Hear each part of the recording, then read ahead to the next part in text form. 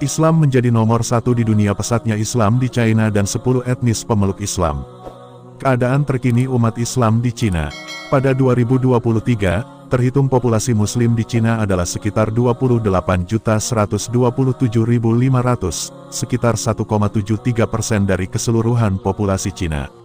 Organisasi Islam terkenal di Cina adalah Asosiasi Muslim Tionghoa yang dibentuk sejak 1952.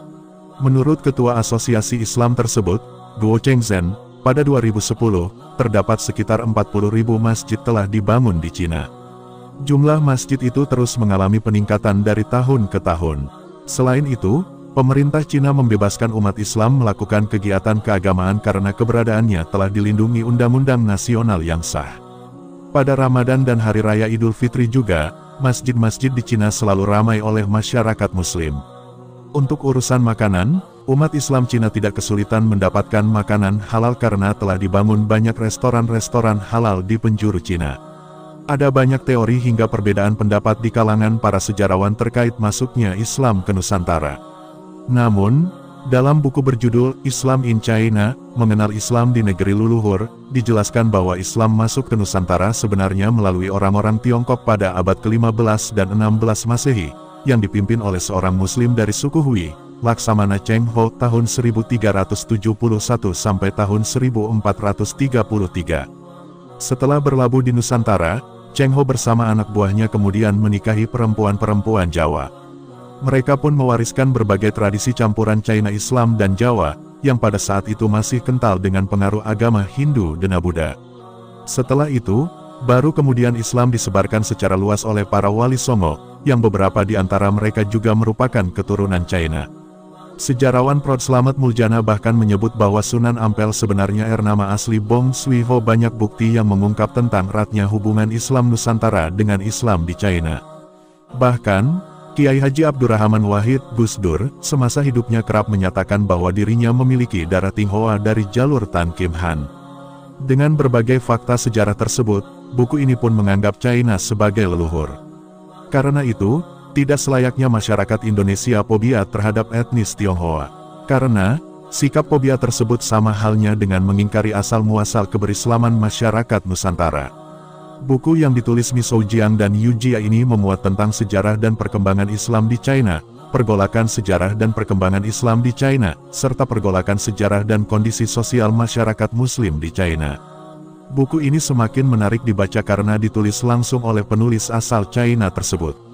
Menurut penulis, Islam diperkenalkan ke China pada pertengahan abad ke-7 Masehi. Setelah disebar dan dikembangkan selama 1300 tahun, Islam telah mencapai lebih dari 20 juta pengikut di China. Kemudian, Islam pun mendapatkan banyak sebutan, di antaranya Islam disebut dengan Hui Jiao, agama orang Hui. Setelah China baru didirikan pada 1949, pemerintah kemudian mengeluarkan sebuah pernyataan yang melarang untuk menggunakan istilah Hui Jiao untuk Islam, cukup panggil Islam saja. Sejak itulah Islam sering digunakan di daratan China. Penulis mengungkapkan, di antara 56 kelompok etnis di China, ada 10 etnis yang menjadikan Islam sebagai agama nasional mereka, yaitu etnis Hui, etnis Uighur, etnis Kazakh, etnis Dongxiang, etnis Halha, etnis Sala, etnis Tajik, etnis Uzbek, etnis Baoan, dan etnis Tatar.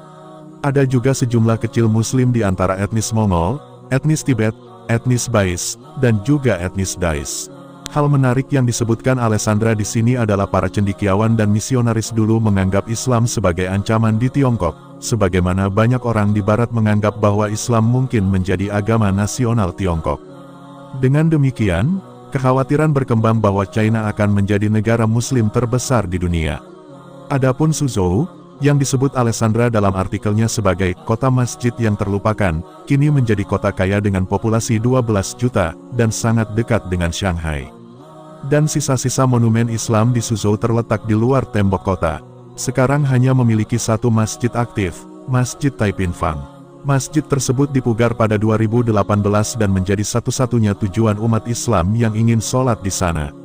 Namun sebelum 1949, ada sekitar 10 masjid di Suzhou, salah satunya adalah masjid khusus wanita yang dikelola wanita dan dipimpin jamaah wanita.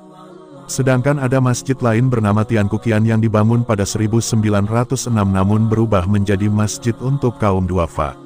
Tampaknya ini disebabkan kebijakan revolusi kebudayaan di Tiongkok, yang menetapkan semua bangunan besar sebagai perumahan bagi keluarga miskin.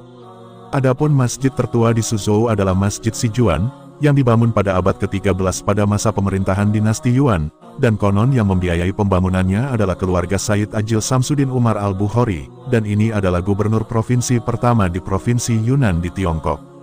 Masjid tersebut kemudian diubah menjadi gedung pemerintah.